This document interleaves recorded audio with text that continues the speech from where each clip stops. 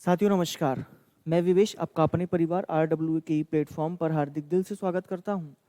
आशा करता हूं साथियों आप लोग बहुत अच्छे होंगे और निरंतर तरीके से अपनी तैयारी कर रहे होंगे ताकि जब भी आपका एग्जाम हो आपकी एक सीट सुनिश्चित हो जाए। सभी साथी जल्दी से मेरे साथ लाइव जुड़ जाएंगे ताकि आज के सेशन का बेहतरीन शुभारंभ हम आपके साथ कर सकें। और एक बार सभी लोग मुझे बता दीजिए, क्या सबको मेरी आवाज़ ठीक आ रही है, हाँ या ना? कैसे हैं आप सभी लोग बताएंगे ताकि ज़्यादा समय ना लगाते हुए हम आज की बात आपके साथ कर सकें। प्यारे दोस्तों, जैसा कि आप लोग जानते हैं हम लोग यहाँ पर पढ़ रहे हैं एग्रीकल्चर और एनिमल हस्बेंड्री, ठीक है ना? तो आपको पता है हम लोगों ने अभी तक किसकी बात कर ली है? आप लोग जानते ही हैं कि सर अभी तक हम लोगों ने जो बात कर ली है वो बात की है किसकी? पोषक तत्वों की कमी के लक्षणों की, ठीक है ना? किसकी बात की है? पोषक तत्वों की कमी के लक्षणों की बात की है। तो हमने बहुत सारे क्वेश्चंस भी आपको बताए होंगे, हालांकि हमने एमसीक्यू बहुत ज़्यादा नहीं बताए हैं। कारण उसका ये है कि अगर हम सिलेबस में कोई भी टॉपिक कंप्लीट करते हैं तो उसके कुछ क्वेश्चंस को लगा लेते हैं। मैं आपको आज ही बता देना चाहता हूं कि बहुत जल्द आप लोग देखेंगे, आपका सिलेबस होने के बाद आपका जो सिलेबस कंप्लीट हो जाएगा फिर आप लोगों को प्रैक्टिस सेशन देखने को मिल जाएगा, ठीक है ना? हमारा यूट्यूब पर प्रैक्टिस सेशन भी हुआ करेगा जिससे आपको सभी बातें कंठस्थ और अच्छे तरीके से याद हो जाएंगी। तो आराम से मेरे साथ बने रहिए। खुशबू, तिलक, तमन्ना, निशा, है ना, सोनिया, योगेश, सिंगर, है ना, ऋतिक, अभिषेक, मीनू, कैसे हैं आप सभी लोग? फटाफट से बताइएगा एक बार। देखिए प्यारे दोस्तों, हम लोगों ने यहाँ पर अभी तक जो बात की है वो किसकी बात की है? मैं दोबारा से रिपीट कर रहा हूँ, हम लोगों ने प्लांट न्यूट्रिएंट्स की बात की है। तो थोड़ा सा प्लांट न्यूट्रिएंट का रिवीजन करते हैं और फिर हम आज आपको लेकर चलते हैं एनिमल हस्बेंड्री की ओर, ठीक है ना? क्या करना है भाई? हमें एनिमल हस्बेंड्री भी पढ़ना है। तो आराम से समझिएगा, पहले तो थोड़ा सा करेंगे रिवीजन, उसके बाद में बढ़ेंगे आगे। प्यारे दोस्तों, एक छोटे से क्वेश्चन का आंसर दीजिएगा। अगर हम आपसे कहें कि आवश्यक पोषक तत्वों की अगर बात की जाए, किसकी बात की जाए? इसेंशियल प्लांट न्यूट्रिएंट्स की अगर हम बात करें तो आवश्यक पोषक तत्वों के बारे में हमें किसने बताया? जल्दी से बताओ।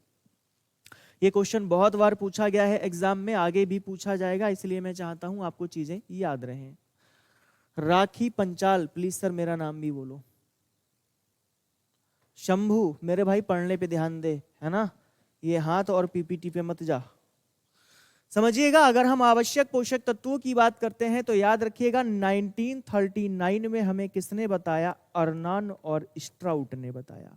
किसने बताया? अर्नान और स्ट्राउट ने बताया। इस बात को याद रखिएगा।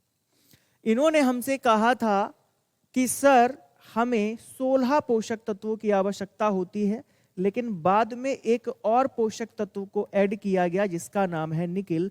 अब टोटल हमारे पास कितने हो गए? 17। कहने का तात्पर्य यह है कोई भी प्लांट है अगर, तो उसके जीवन यापन के लिए यानी कि उसकी लाइफ साइकिल को कंप्लीट होने के लिए 17 पोषक तत्वों की आवश्यकता पड़ती है। याद है आप लोगों को, हमने बहुत बेहतरीन तरीके से इन सारी बातों पे चर्चा की थी, ठीक है? आगे की ओर बढ़ूंगा, आप मुझे बताइएगा कि अगर हम बात करें तो प्लांट के संरचनात्मक पोषक तत्व यानी कि अगर प्लांट के स्ट्रक्चर की बात की जाए तो प्लांट का स्ट्रक्चर किन किन न्यूट्रिएंट से मिलकर बना होता है? जल्दी से बताएंगे। अगर हम आपसे पहला क्वेश्चन पूछें कि संरचनात्मक पोषक तत्व कौन से होते हैं? संरचनात्मक का मतलब समझते हैं ना आप लोग? स्ट्रक्चरल प्लांट न्यूट्रिएंट्स की अगर हम बात करें जिनसे प्लांट का स्ट्रक्चर बना होता है, पहली बात। दूसरी बात अगर आप लोगों से की जाए कि प्लांट के प्राथमिक पोषक तत्व कौन से होते हैं? प्राथमिक पोषक तत्व कौन से होते हैं? और अगर हम आपसे कहें कि प्लांट के द्वितीयक पोषक तत्व कौन से होते हैं, यानी कि सेकेंडरी प्लांट न्यूट्रिएंट कौन से होंगे? द्वितीयक पोषक तत्व।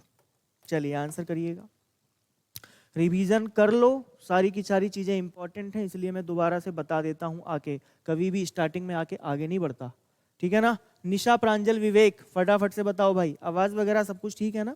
चलिए, संरचनात्मक की अगर हम बात करें तो आप कहेंगे sir C for carbon, H for hydrogen, O for oxygen. क्या ये सभी को याद है?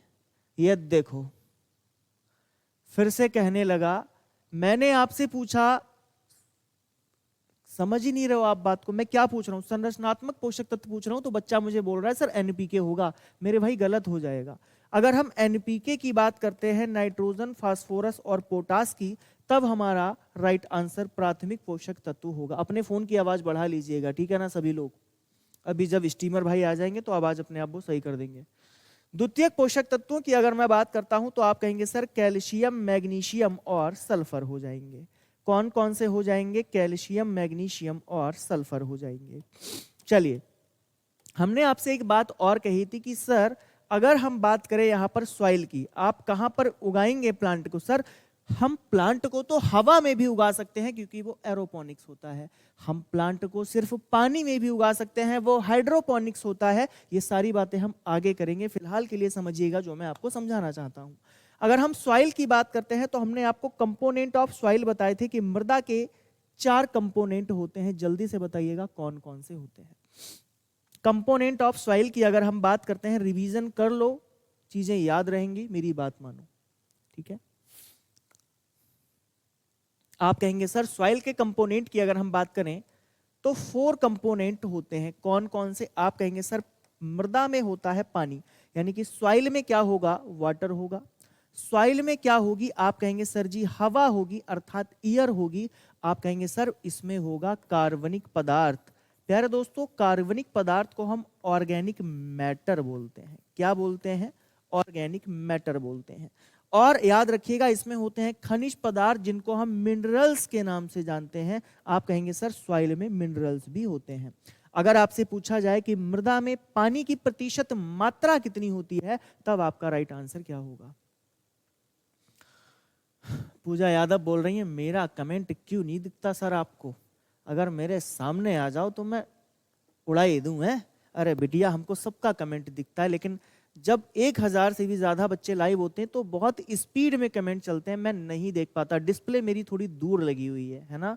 जिस स्टूडियो से हम क्लास लेते हैं, भगवान ने चाहा तो जल्दी ही अपने स्टूडियो से भी लेंगे, लेकिन जहाँ पे स्टूडियो वहाँ पे डिस्प्ले बहुत दूर लगी हुई है। मेरी आंखें इतनी अब रह नहीं गई हैं अच्छी कि मैं आपका कमेंट इतने उससे देख पाऊँ, ठीक है भैया। तो अगर हम बात करें सॉइल में जो वाटर होता है, आप कहेंगे सर 25% होता है। हवा कितनी होती है? आप कहेंगे सर हवा भी 25% होती है। कितनी होगी भैया? 25% एयर होगी। और अगर आपसे कहा जाए कार्बनिक पदार्थ, यानी कि अगर हम ऑर्गेनिक मैटर की बात करते हैं तो सबसे कम यही होगा, और सबसे ज्यादा जो होगा प्यारे दोस्तों वो मिनरल्स हो जाएंगे। मिनरल्स को क्या बोलते हैं? हम खनिज पदार्थ बोलते हैं। आप कहेंगे सर 45%। कितना हो जाएगा? 45%। प्यारे दोस्तों, हमने अगर सॉइल की आपसे बात की है तो एक बात हमेशा आप लोगों को याद रखनी है। देखिए समझिए क्या मैं आपको बताना चाहता हूं। अगर हम सॉइल की बात करें, अर्थात मृदा की बात करें, तो मृदा को आप 3 तरीके से देखते हैं। सॉइल आपने सुना होगा, अम्लीय मृदा, क्षारीय मृदा और उदासीन मृदा। तो लिखिएगा, अगर हम बात करें अम्लीय मृदा की, तो कौन सी मृदा को हम अम्लीय मृदा कहते हैं? जल्दी से बताओ। कौन सी मृदा को हम उदासीन मृदा कहेंगे? ये बताइएगा। नेचुरल सॉइल कहेंगे, ठीक है ना। और कौन सी मृदा को हम क्षारीय मृदा कहते हैं? जल्दी से बताओ। फटाफट से आंसर करेंगे सभी लोग। ये क्वेश्चन कभी भी पूछे जाएं तो गलत नहीं होने चाहिए। देखिए जो सारी की सारी बातें आती हैं ना, वो कहां से आती हैं? पीएच से आती हैं। पीएच का मतलब होता है पावर ऑफ हाइड्रोजन आयन। फिर से मैं रिपीट करता हूं, भूपेंद्र भाई बात समझ में आ रही है आपको?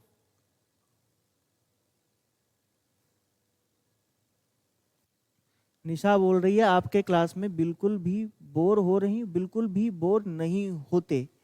अच्छा ठीक है बेटा, कोई बात नहीं। काहे हमारे सर पे कौन सींग लगे हैं का? जल्दी से बताओ। अगर प्यारे दोस्तों हम सॉइल की बात करते हैं तो मृदा को हम 3 रूपों से देखते हैं। या तो मृदा एसिडिक होगी, यानी कि अम्लीय होगी। क्या बात, उधम सिंह ने बता दिया है ना। देखिए अम्लीय मृदा ऐसी मृदा होती है जिसका पीएच 7 से कम होता है। अरे याद आया कि नहीं आया?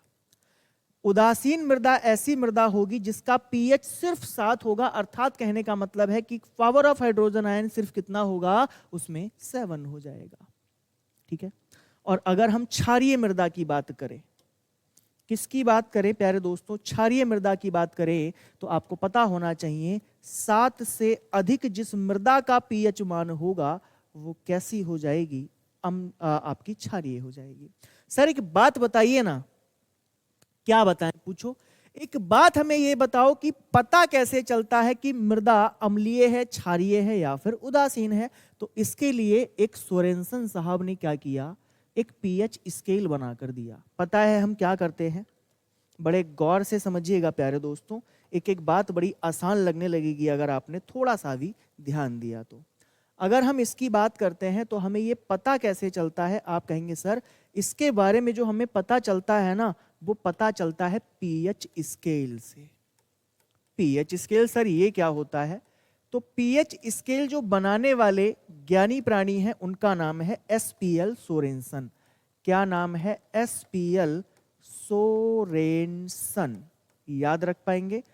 और 1909 में इन्होंने पीएच स्केल को बनाया। अब आपसे क्वेश्चन पूछा जाता है कि पीएच स्केल का मान कितना होता है, यानी कि वैल्यू ऑफ पीएच स्केल। अगर हम वैल्यू ऑफ पीएच स्केल की बात करते हैं तो 0 से 14 तक इसका पीएच मान होता है।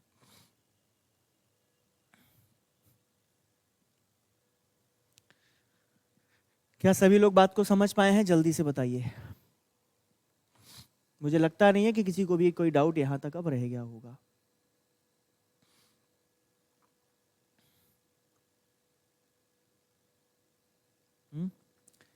एसपीएल सोरेनसन 0 से 14, क्या बात है, आप सभी लोगों ने तो सही आंसर दे दिया। अब एक छोटी सी बात हम आपसे पूछेंगे, आप सभी लोग हमें उसका रिप्लाई दीजिएगा। हमने आपसे कहा था सॉइल जो शब्द है ये सोलम से बना है। किससे बना है, सोलम से। सर प्लीज इंग्लिश में, बेटा सोलम को इंग्लिश में सोलम ही कहेंगे। लो आप इसको ट्रांसलेट कर लो बस, SOLUM, इसको सोलम ही बोला जाएगा। मृदा को सॉइल ही बोलते हैं अंग्रेजी में, है ना, इस बात को समझिए। सर बारिश नहीं हो रही क्या आपके यहाँ, तुम्हें सब कुछ जानना है? बिना जाने तुम रह नहीं पाओगे। प्यारे दोस्तों सोलम से हुई है, और सोलम जो है आपको पता होना चाहिए कौन सी भाषा का शब्द है। आप कहेंगे सर ये तो लैटिन भाषा का शब्द है। सर आप हमें कुछ नया क्यों नहीं पढ़ा रहे हो, आप हमें रिवीजन क्यों करवा रहे हो? क्योंकि मेरा मन है ना, और मैं अपने मन के मुताबिक ही चलूंगा। क्योंकि मैंने आपसे उसी दिन प्रॉमिस कर दिया था एग्रीकल्चर और एनिमल हस्बेंड्री के जितने भी क्वेश्चन आएंगे, एक भी क्वेश्चन अगर छूटा तो उसमें मेरी कमी होगी, है ना। मैं पूरी जिम्मेदारी फिर अपने सर पे लूंगा, क्योंकि बहुत विश्वास किया गया है ना। और आप लोग अगर नहीं पढ़ेंगे, रिवीजन नहीं करेंगे, चाहे मुझे मार मार के याद करवाना पड़े, पर याद तो मैं करवा दूंगा। एक बात और बताइएगा, हम जब सॉइल की बात कर रहे थे तो सॉइल को हमने 2 प्रकार से देखा था, जानते हैं आप कौन कौन से प्रकार से? आप कहेंगे सर हमने इसको पेडोलॉजी के हिसाब से देखा। जल्दी से बताइएगा पेडोलॉजी क्या होती है, और अगर हम आपसे कहें इडेफोलॉजी, आप हमें बताइएगा इडेफोलॉजी क्या होती है। दोनों बातों में अंतर है, और दोनों ये एक तरीके से देखा जाए तो पार्ट हैं किसके, सॉइल के, यानी कि मृदा के।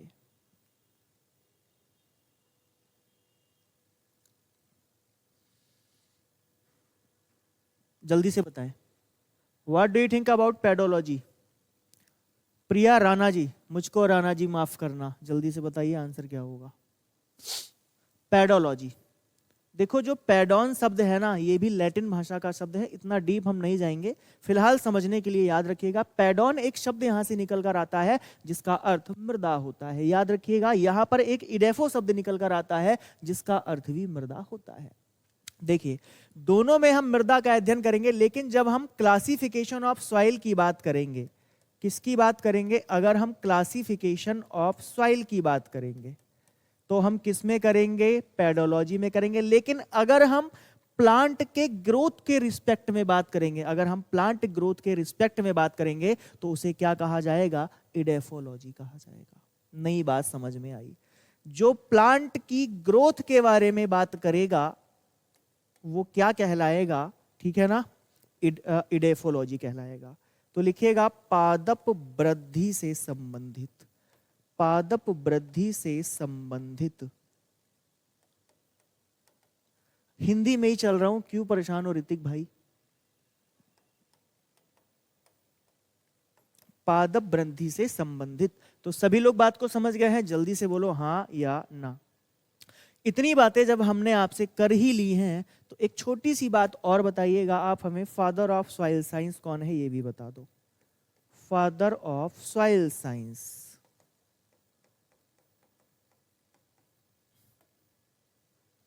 जल्दी से बताएंगे क्या आंसर यहां पर होना चाहिए। तो आप कहेंगे सर उनका नाम है बीवी डाकूचेव, है ना। क्या नाम हो जाएगा? वीवी डाकूचेव उनका नाम हो जाएगा।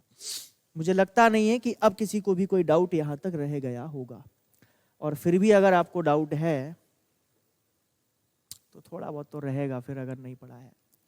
एक बात बताइएगा प्यारे दोस्तों, हमने आपसे कहा था हिडन हंगर, आप हमें बताएंगे कि हिडन हंगर क्या होता है। पहले भरपूर तरीके से रिवीजन करवाऊंगा तभी आगे लेकर जाऊंगा, है ना।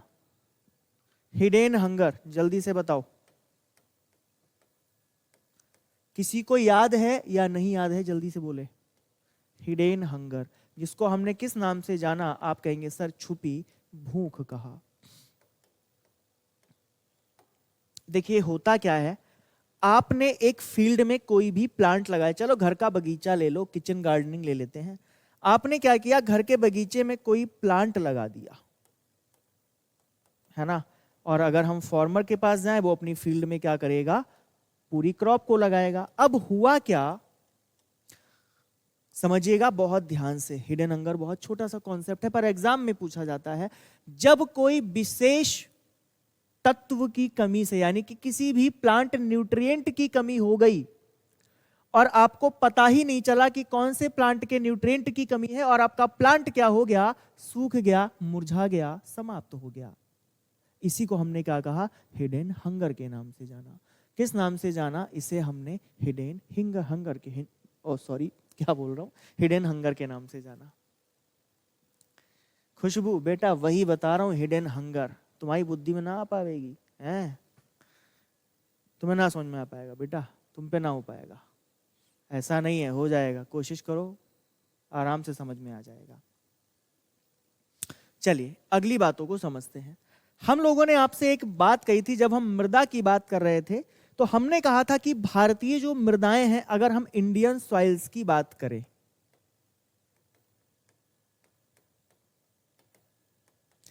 तो हमने आपसे कहा था कि एक ऐसा पोषक तत्व है, एक ऐसा एलिमेंट है जिसकी सबसे ज्यादा कमी पाई जाती है, 49% कमी है, यानी कि 49% डिफिशियंसी है। उस पोषक तत्व का नाम बताएंगी मुझे, उनका नाम है, प्रिया राणा जी बताएं। ईशा तनवर सर आप पर पूरा बिलीव है, एक मिनट रुकना बेटा, चश्मा कहाँ है बेटा? तुम्हारा कमेंट हम ना पढ़ पाएंगे अभी, है ना। चलिए 49% जो कमी है जल्दी से बताइएगा किसकी है। आप कहेंगे सर जी आपने हमसे कहा था जिंक की है, यानी कि जेडन की कमी है। अरे बोलो याद है या नहीं? बहुत बार एग्जाम में पूछा गया क्वेश्चन है यार, गलत मत करिएगा। अगर हम आपसे कहें कि हमारे भारतवर्ष में बोरॉन की कमी कितने प्रतिशत है, तब आप हमें क्या बताएंगे? बोरॉन को प्रदर्शित करते हैं V से, तब आप कहेंगे सर 33% डिफिशियंसी है इसकी। कितनी है? 33%, जिसको अंग्रेजी में क्या बोलते हैं, 33 बोल देते हैं। रुको भाई, एक सेकंड के लिए रुकेंगे। पढ़ रहे हैं एग्जाम में सर, पूरा भरोसा है सारे क्वेश्चन कवर हो जाएंगे इस सब्जेक्ट से। अरे वाह क्या बात है, थैंक यू। अगली बात करें क्या? अब एक बात और याद रखिएगा, हमने आपसे कहा था सबसे ज्यादा जो डिफिशियंसी है वो जिंक की है, और क्वेश्चन अगर आपसे घुमा के पूछा जाए कि भारतीय मृदाओं में सबसे कम कमी कौन से पोषक तत्व की पाई जाती है, तब आपका राइट आंसर क्या होगा? प्रांजल दाहिया तुमने बिल्कुल सही आंसर दिया है, धान की कमी से जिंक का खैरा रोग होता है। ये सब बीमारी हम आगे बात करेंगे, यहां पर नहीं, है ना। उसके लिए एक अलग से सेशन होगा पूरा, भाई क्यों परेशान हो।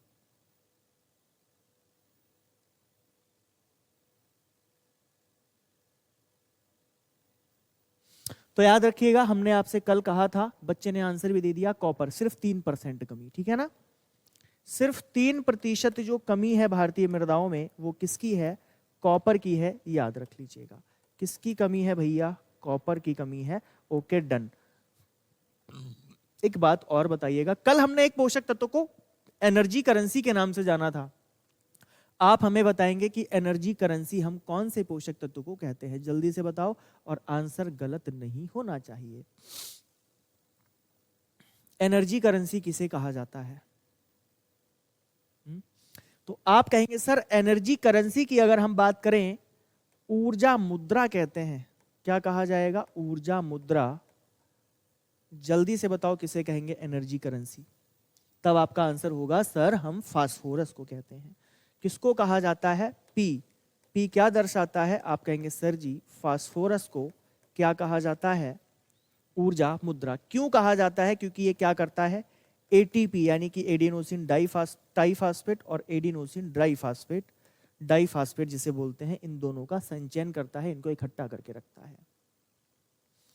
ठीक है, फास्फोरस को कहेंगे। बहुत बढ़िया तमन्ना। चलिए एक बात आप लोगों से और पूछनी है, ठीक है ना। हमने आपको एक पोषक तत्व बताया था कि जिसकी कमी हो जाने पर प्लांट की जो रूट्स होती है ना वो ग्रो नहीं करती। ये प्लांट की रूट्स हैं। रूट्स कुछ इस प्रकार की ले लो, प्लांट की जड़ें। अगर एक पोषक तत्व की कमी हो जाएगी तो प्लांट की जो रूट्स हैं वो बढ़ेंगी नहीं। आखिर वो कौन सा पोषक तत्व है? अमित पढ़ाई पे ध्यान दे दे बेटा, है ना। आप कमेंट मत करो ज्यादा। तो याद रखिएगा पोषक तत्व, उस पोषक तत्व का जो नाम है वो भी यही है, यानी कि फास्फोरस की कमी से ही जड़ों के विकास की वृद्धि रुक जाती है। अगर फास्फोरस की कमी है तो ग्रोथ नहीं होगी किसकी? रूट्स की। रूट्स की ग्रोथ नहीं होती है, याद रख लीजिएगा। एक बात और बताता हूं, याद रखेंगे आप लोग, इसे की ऑफ लाइफ के भी नाम से जाना जाता है, ठीक है ना। क्या कहा जाता है इसे? हम क्या कहेंगे? की ऑफ लाइफ। किसकी की ऑफ लाइफ? प्लांट की ऑफ लाइफ। क्योंकि अगर फास्फोरस की कमी हो जाएगी प्लांट के अंदर तो प्लांट कभी भी अपनी लाइफ साइकिल को कंप्लीट नहीं कर पाएगा।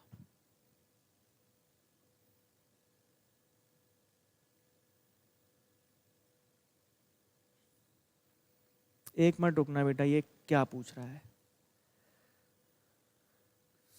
सर हर पुलिस में व्हीट राइस अदर क्रॉप्स में कितने टाइम लगता है, इस टाइप के क्वेश्चन से रिलेटेड एक क्लास लगाओ।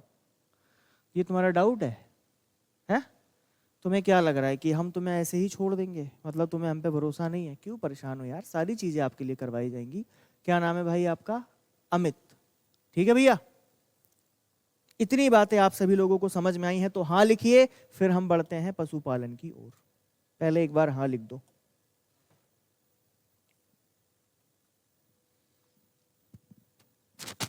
एक बार हाँ लिखिएगा, सभी लोग बात को समझ पाए तो। मैं बिल्कुल आराम से चलूंगा, कोई जल्दबाजी नहीं है। तो बस परेशान क्यों हो रहे हो? कि डूब रहा हो जिसे उसे तिनके का सहारा, और तैरना तुमको पड़ेगा गर जो चाहो तुम किनारा, और लगे निशाने पे जो तीर बदलेगी तो ही तकदीर। अपनी तकदीर बदलने के लिए आपको निशानेबाजी करनी है, और निशानेबाजी कहीं और नहीं करनी है, आपके एग्जाम में जो आपके ऑप्शंस हैं सिर्फ उसमें करनी है।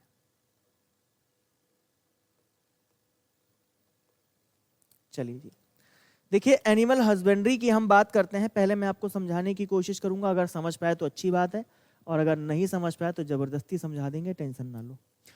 प्यारे दोस्तों, आपने एनिमल हस्बेंड्री का नाम जैसे ही आप सोचते होगे, अगर आंखें बंद करोगे तो खूब सारे पशु जानवर सब दिखाई देना शुरू हो जाएंगे।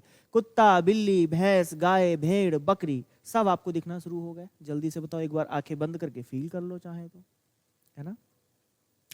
ठीक है सर, बात समझ में आ रही है आपकी। आखिर है क्या एनिमल हस्बेंड्री, जरा समझिएगा। देखिए जब हम पशुपालन की बात करते हैं, थोड़ा सा ये भी देख लो, है ना। देखो बढ़िया हस्बैंड वाइफ लेके गए हैं अपने जानवरों को चराने, है ना। चारागाह जानते हो आप? Pasture. What do you think about pasture? You know what the mean of pasture? जल्दी से बताओ। देखिए जब हम पशुपालन की बात करें, यानी कि अगर हम एनिमल हस्बेंड्री की बात करें, ये है क्या, पहले तो हम इस बात को ही समझेंगे, ठीक है ना। मेरे प्यारे साथियों, जब हम पशुपालन की बात करते हैं, बड़े गौर से समझिएगा, बहुत आसान है और इससे सरल कोई सब्जेक्ट में लगेगा नहीं, मैं गारंटी ले रहा हूं। हमारी क्लासेस जैसे जैसे समाप्त हो जाएंगी ना,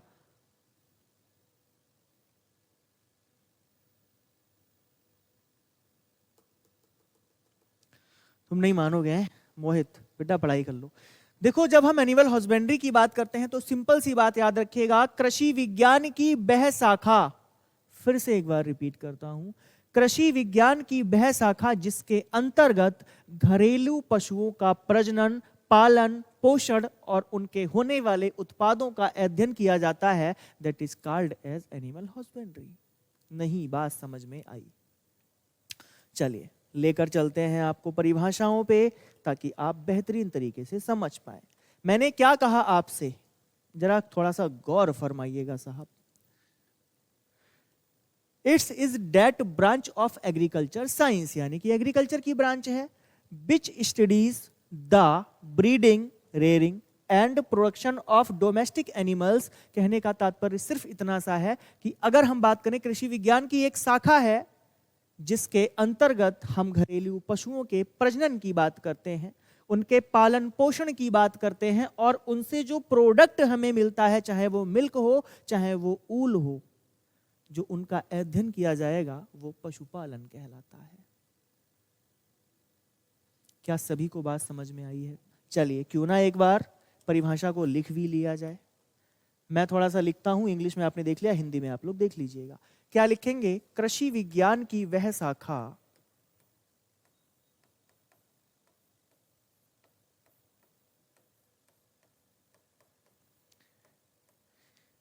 जिसके अंतर्गत या फिर जिसके तहत क्या क्या किया जाए। आप कहेंगे सर घरेलू पशुओं के प्रजनन, किसकी बात होगी? वाइल्ड एनिमल की बात मत करिएगा, घरेलू पशुओं की बात करेंगे। घरेलू पशुओं के प्रजनन, उनके पोषण, उनका पोषण कैसे करेंगे, उनका रखरखाव कैसे करेंगे, तथा उनसे होने वाले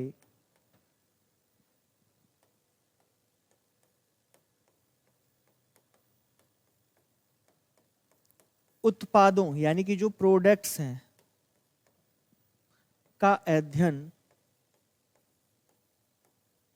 पशुपालन कहलाता है।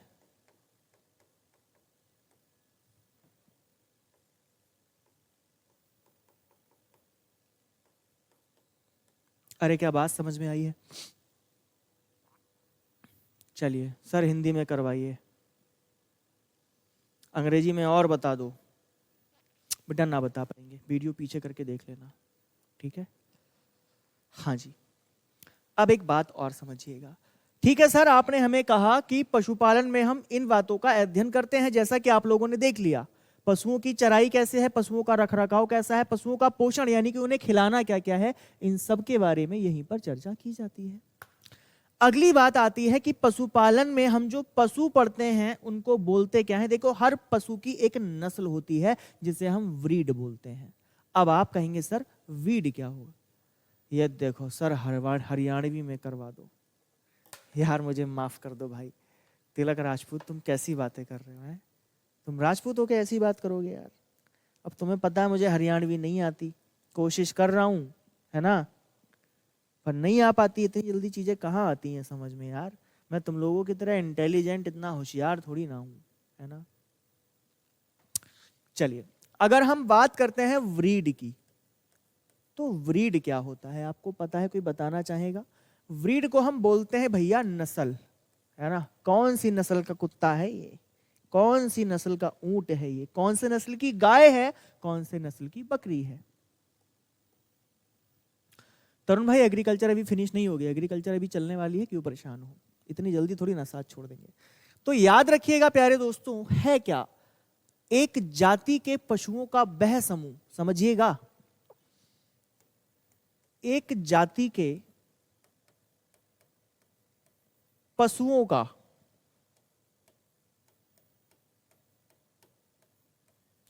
वह समूह।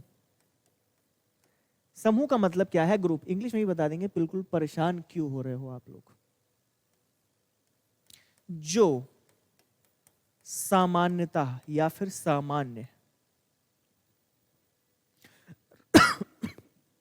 रंग, रूप, आकृति और शारीरिक आकार सामान्य रूप से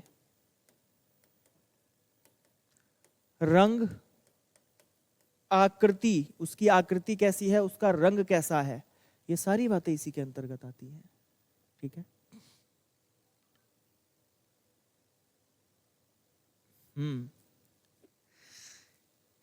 एक बच्चा बोल रहा है कि, है ना, हरियाणवी में बोलने के लिए हरियाणा में रहना पड़ता है। एक बात बताओ, तुम लोग अंग्रेजी समझ जाते हो, अंग्रेजी बोलते हो, क्या तुम इंग्लैंड में रह के आए हो? है? मेहनत करने से, चीजों को समझने से सारी भाषाएं आ जाती हैं। भाषाएं हमने बनाई हैं, समझ रहे हो ना, हमें भाषाओं ने नहीं बनाया है। चलिए, रंग, रूप, आकृति, और किसकी बात की जाती है यहाँ पर? उनके जो लक्षण होंगे, ठीक है ना, उनके जो शारीरिक लक्षण होंगे, शारीरिक लक्षण। शारीरिक लक्षण क्या होते हैं? उनके जो कैरेक्टरिस्टिक होते हैं उनकी बात की जाती है। एवं उपयोगिता व गुण, उनके अंदर गुण कौन कौन से हैं, आखिर वो कर क्या सकते हैं, है ना, को देखना ही क्या कहलाता है? ब्रीड कहलाता है या फिर नस्ल कहलाता है।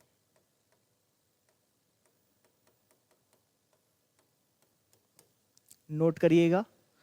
चलिए भैया, अगर हम बात करें यहाँ पर, अगर हम ब्रीड की बात करते हैं तो ब्रीड क्या है? देखो, समझो एक बार, a group of animals of species which appear similar in general colour, form, shape, body size, trials and utility etcetera is called as breed.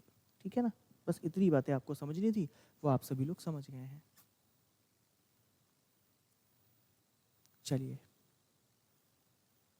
अगली बातें करें। अगर आप लोग यहां तक हमारी बात से सहमत हो तो जल्दी से बताओ।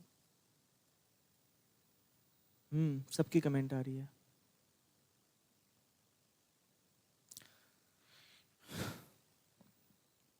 बेटा अभी एग्रीकल्चर कंप्लीट नहीं हो गई है, ठीक है, कुछ जो और बची है वो चीज़ें भी आपको करवाऊंगा। फिलहाल के लिए मैं आपको लेकर चल रहा हूँ थोड़ा सा आगे की ओर, है ना, चीज़ों को इसी तरीके से पढ़ते रहेंगे हम।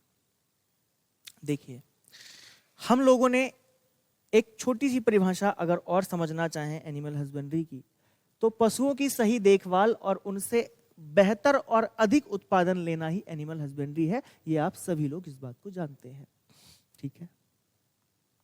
अगर हम आपसे कहें कि एनिमल हस्बेंड्री के लाभ कौन कौन से हैं, तब आप लोग हमें क्या बताएंगे? ठीक है, अगर हम आपसे कहें कि एनिमल हस्बेंड्री के लाभ यानी कि प्रॉफिट क्या क्या है, क्यों करते हैं लोग आखिर एनिमल हस्बेंड्री, तो लिखिएगा, अगर हम बात करें पशुपालन के लाभ, क्या लिखेंगे?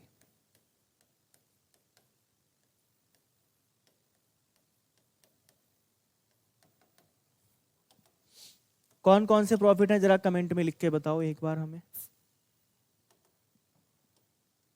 आप कहेंगे सर बहुत सारे हैं, लिखिएगा, ग्रामीण लोगों को रोजगार मिलता है, नंबर 1। क्या लिखेंगे? ग्रामीण लोगों को क्या मिलेगा? रोजगार मिलता है। कैसे मिलेगा बताओ? अभी बताते हैं कैसे मिलेगा, परेशान क्यों हो रहे हो? आप कहेंगे सर अगर हम बात करें रूरल पीपल गेट एम्प्लॉय या फिर एम्प्लॉयमेंट, ठीक है ना, इस बात को याद रख लीजिएगा। अगली बात आप लोग कहेंगे सर हमें इससे क्या क्या मिलता है? दूध, अंडा, मांस जैसे पोषक खाद्य पदार्थ मिलते हैं। दूध, अंडा, मांस जैसे, मांस मतलब मीट, जैसे पोषक पदार्थ मिलते हैं। क्या बात सभी को समझ में आई है? खाद्य पदार्थ लिखिएगा, खाद्य पदार्थ मिलते हैं।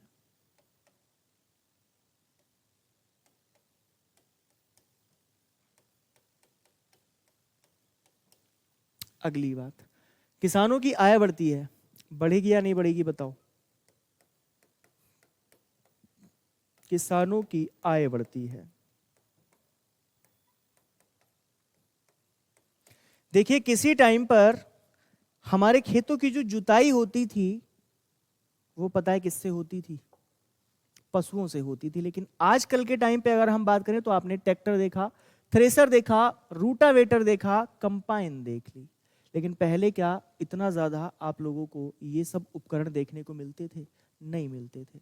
तो पशुओं से होता था। अब अगर आप ट्रैक्टर को लगाते हैं तो उसमें आपको फ्यूल डालना पड़ेगा, लेकिन जानवरों को सिर्फ चारा ही खिलाना पड़ता था, उनसे दूध भी मिल रहा था, वो खेतों में भी काम कर रहे थे।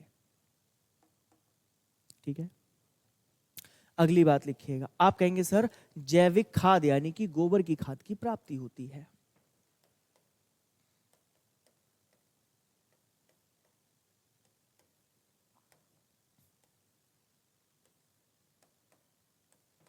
जैसे कौन सी खाद? गोबर की खाद। गोबर की खाद को हम फील्ड यार्ड मैन्योर के नाम से जानते हैं, याद रखिएगा, FYM कहते हैं इसको शॉर्टकट में। गोबर की खाद की प्राप्ति हो जाएगी। अगली बात, गरीबी कम करने में मदद मिलेगी, ये बात भी लिख लीजिएगा। गरीबी कम करने में क्या मिलेगी? मदद मिलेगी। नोट कर लीजिएगा। एक बात आपको और बताना चाहूंगा, अगर आप चाहें तो एक छोटी सी बात और लिख लीजिएगा, जो छोटी देखने में लग रही पर है बहुत बड़ी। देखिए, supporting business for small farmers, ठीक है ना। अगर हम बात करें तो ये क्या करता है, जो स्मॉल फार्मर हैं उनके बिजनेस को क्या करेगा? सपोर्ट करेगा, है ना। चलिए, गैस भी बनाई जाती है, बिल्कुल सही बोल रहे हैं आप लोग। अगली बात लिखिएगा, क्या इससे पोषण सुरक्षा मजबूत होगी? समझिएगा मैं क्या बोल रहा हूं। क्या इससे पोषण सुरक्षा मजबूत होगी? जल्दी से बताएं। Use of power and use of animal power in agriculture, जो कि हम बता चुके हैं आपको, इसको लिखने की जरूरत नहीं है। ठीक है, जल्दी से बताओ। तो आप कहेंगे सर पोषण सुरक्षा में बढ़ोतरी होगी। पोषण सुरक्षा, क्योंकि अगर आपको 5 दिन खाना ना दिया जाए, सिर्फ आपको मिल्क ही दिया जाए, तब भी आप लोग क्या कर सकते हैं? जीवन जी सकते हैं, पता है ना। अगली बात, ग्रामीण अर्थव्यवस्था को मजबूती मिलेगी।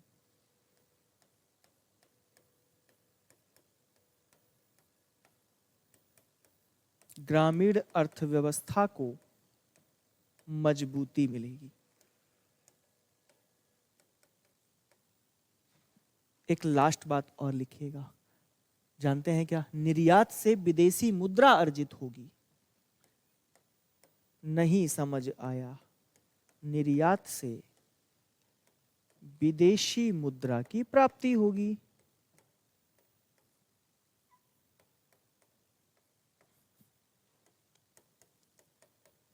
कुछ जगहें ऐसी हैं, है ना, कुछ फॉरेन कंट्री ऐसी हैं जहां पर मिल्क का प्रोडक्शन नहीं होता। अगर आप उसको वहां पर एक्सपोर्ट करेंगे तो आपको वहां से क्या मिलेगा? धन की प्राप्ति होगी।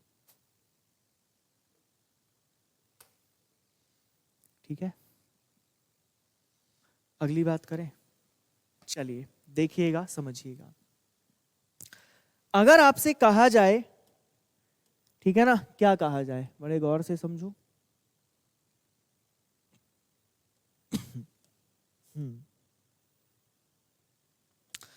देखिए, भारत में एनिमल हस्बेंड्री का योगदान क्या है, इस बात को समझने की कोशिश करें। थोड़ा PDF से चलेंगे, वरना फिर कंटेंट कम डिलीवर हो पाएगा। मैं आपको बोलूंगा, आप लोग समझते रहिएगा। देखिए, अगर हम योगदान की बात करते हैं तो आपको पता है GDP, ग्रॉस डोमेस्टिक प्रोडक्ट्स, आप सभी लोग जानते हैं। GDP में योगदान है। अगर हम प्रतिशत में बात करें तो लगभग 28 से 30% योगदान रहता है। और अगर हम बात करें, ठीक है ना, हाँ भाई बिल्कुल, भारत में पशुपालन क्या है पता है आपको? कृषि के बाद में जो दूसरा सबसे ज्यादा काम करने वाला सेक्टर है वो एनिमल हस्बेंड्री है, यानी कि पशुपालन है। ठीक है, चलिए देखते हैं एक बार। भारत में पशुपालन कृषि के बाद दूसरा सबसे बड़ा ग्रामीण रोजगार क्षेत्र है। बिल्कुल सही बात है। और अगर हम बात करें दुनिया का सबसे बड़ा दूध उत्पादक देश कौन सा है, आप कहेंगे सर हमारा भारतवर्ष है। जीडीपी में लगभग 4 से 5% योगदान, और कृषि में जो जीडीपी का योगदान है वो 30% है। 8 करोड़ से अधिक ग्रामीण परिवार वाले इससे जुड़े हुए हैं। अब तो और भी ज्यादा हो गए होंगे, करंट का डाटा बाद में दूंगा, ये मोटा मोटा आंकड़ा है, इसको याद रखिएगा। भारत भैंसों की संख्या में विश्व में कैसा है, प्रथम है, इस बात को याद रखिएगा। और सबसे ज्यादा जो मिल्क में कंट्रीब्यूशन है वो बुफेलो मिल्क का है, इस बात को भी आप लोग याद रखेंगे। और अगली बात याद रखिएगा, दुग्ध क्रांति ऑपरेशन फ्लड का संबंध है, मैं आपको पूरा पढ़ाऊंगा, से दूध उत्पादन में भारी वृद्धि अमूल जैसे सहकारी मॉडलों ने किसानों को ताकत दी है। कहने का मतलब क्या है, किसानों को सपोर्ट मिला है। ठीक है। और अगर हम बात करें कि हमारे मेजर प्रोडक्ट्स कौन कौन से हैं, तो आपको मैंने पहले भी बताया, मिल्क, अंडा, मांस, ऊन और चमड़ा, जिसे हम लेदर बोलते हैं, नोट कर लीजिएगा। ठीक है। एक बच्चा हमसे बोल रहा था, है ना, टेलीग्राम ग्रुप में, कि सर एक क्वेश्चन था ना वो यार जो मैंने थ्योरी नहीं पढ़ाई थी और क्वेश्चन आ गया था, एक दो क्वेश्चन ऐसे आ जाते, तो बोल रहा था सर आपने थ्योरी नहीं बताई और आपने क्वेश्चन कैसे बता दिया। अरे बता दिया, जरूरी था उसको बताना, और ऐसा नहीं है कि मैंने बताने के बाद उसको एक्सप्लेन ना किया हो। नहीं समझे? एक बात समझो, तुम लोगों के जो एग्जाम होगा उसमें एनिमल हस्बेंड्री का कोई कंफर्म सिलेबस तो दिया नहीं है कि ये टॉपिक आएंगे। टॉपिक दिए हैं क्या? नहीं दिए ना। हम अपने हिसाब से आपको टॉपिक वाइज जब करवा रहे हैं तो थोड़ा सा हमारी बात भी सपोर्ट कर लिया करो, है, थोड़ी सी शर्म कर लिया करो यार। अगर एक दो क्वेश्चन तुम्हें ज्यादा मिल गया तो नुकसान थोड़ी ना हुआ, आपका तो कहीं ना कहीं फायदा ही है। खैर, जिसकी भावनाएं जैसी हैं वो प्रकट तो करेगा।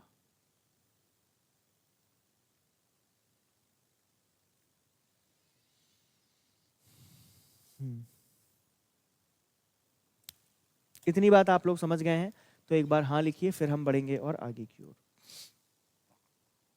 मुझे लगता नहीं है कि यहां तक अब किसी को भी कोई डाउट रह गया होगा।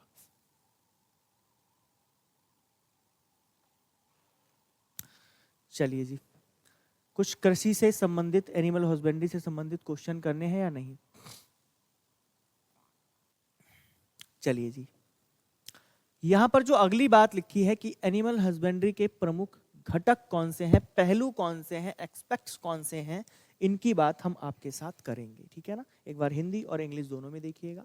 इनको लिखने में बहुत समय लगेगा, ये सिर्फ आपको समझने हैं। ठीक है ना। ये क्या करने हैं, सिर्फ आपको समझने हैं। देखिए सबसे पहली जो बात आती है वो बात आती है ब्रीडिंग की, कि ब्रीडिंग आखिर होता क्या है। देखिए ब्रीडिंग क्या होता है, बड़े गौर से समझिएगा। जब दो प्रजातियों का, ठीक है ना, दो प्रजातियां ली जाएं और उससे किसी तीसरी प्रजाति का विकास कर दिया जाए, तो जो नई नस्ल आएगी उसे हम क्या कहेंगे, डेवलपिंग अ गुड ब्रीड। ठीक है ना, उसे हम ब्रीडिंग के नाम से जानते हैं। उसके बाद में क्या है, समझिएगा बहुत ध्यान से, पोषण प्रबंधन, जिसे हम क्या बोलते हैं, न्यूट्रिशन मैनेजमेंट, बैलेंस्ड डाइट। कहने का मतलब ये है, अगर आप एनिमल हस्बेंड्री कर रहे हैं तो जो आपके पशु हैं, जो आपके डोमेस्टिक एनिमल हैं, आपको क्या करना पड़ेगा, उन्हें संतुलित आहार देना पड़ेगा। ठीक है सर, हम बात को समझ गए। अगली बात क्या है, हेल्थ केयर। आपको वैक्सीनेशन कराना पड़ेगा, आपको डिजीज कंट्रोल करने पड़ेंगे। अगर आपने घर में किसी भी जानवर को पाला है तो खुरपका मुंहपका से भी बचाओगे, दुग्ध ज्वर से भी बचाओगे। बात सबको समझ में आ गई? ठीक है। उसके बाद में क्या है, हाउसिंग। हाउसिंग का मतलब आप समझते हैं, आवास का प्रबंधन होना चाहिए। और आवास कैसा हो, जैसे आप शुद्ध स्वच्छ वातावरण में रहते हो ना, वैसे ही पशुओं को भी रखना चाहिए। बस ये कॉन्सेप्ट इतना बोल रहा है। डेयरी मैनेजमेंट आपको करना पड़ेगा, मिल्क प्रोडक्शन एंड स्टोरेज। कहने का तात्पर्य यह है कि दूध उत्पादन आप करेंगे तो दूध उत्पादन का संग्रहण भी आपको करना पड़ेगा, स्टोरेज करना पड़ेगा। जब स्टोरेज करोगे तभी तो उसको कहीं बेच पाओगे ना ले जाके, या सारा का सारा खुद ही पी जाओगे। ठीक है सर। अगली बात आती है पोल्ट्री फार्मिंग की। ठीक है ना, पोल्ट्री फार्मिंग, चिकन रेयरिंग। इसका मतलब क्या है, देखिए पोल्ट्री फार्मिंग में हम क्या करते हैं, मुर्गी का पालन करते हैं, आप सभी लोग जानते हैं। ठीक है ना। शीप गॉट फार्मिंग, इसे क्या बोलते हैं? Sheep and got rearing. कहने का मतलब यह है, अगर आपने भेड़ और बकरी को पाला है तो इसे हम शीप एंड गोट फार्मिंग के नाम से जानते हैं। आपने फिशरीज का नाम सुना होगा, फिशरीज, फिश प्रोडक्शन किसका पार्ट है? एनिमल हस्बेंड्री का पार्ट है, याद रख लीजिएगा। ठीक है, अगली बात करते हैं मार्केटिंग की, सेलिंग प्रोडक्ट्स। कहने का मतलब यह है कि मार्केट में आप क्या करेंगे? उत्पाद जो होंगे, जो हमारे डेयरी प्रोडक्ट्स होंगे, उनको आप क्या करेंगे? बेच देंगे। अगली बात आती है प्रोसेसिंग। क्या प्रोसेसिंग? Milk meat processing. चलो मैं आपको एक एग्जांपल बताता हूं। ऐसे बहुत सारे स्टेट्स हैं जहां पे बहुत ज्यादा मछली का उत्पादन होता है। वो क्या करते हैं? कुछ ऐसे केमिकल्स आपने देखे होंगे जो मछली मर जाने के बाद भी खराब नहीं होती, और उसको कम से कम 15 दिनों तक ऐसी जगह पर भेज दिया जाता है, यानी कि 15 दिन में तो वो खराब हो जाएगी, पर उस पर ऐसे केमिकल्स को लगा दिया जाता है जिससे वो खराब नहीं होती। तो वो जो केमिकल लगाने की प्रोसेस है ना, उसी को हम प्रोसेसिंग बोल देते हैं, याद रखना। आप अगर दूध की बात करें तो दूध से बना दिया जाता है, अमूल दूध बना, है ना। अमूल का मट्ठा भी देखा होगा आप लोगों ने, बहुत सारे प्रोडक्ट आते हैं। तो ये कैसे बन गया? आप कहेंगे सर प्रोसेसिंग हुई तभी तो बनाना, है ना। बहुत सारे उसमें तो केमिकल्स को भी डाल दिया जाता है।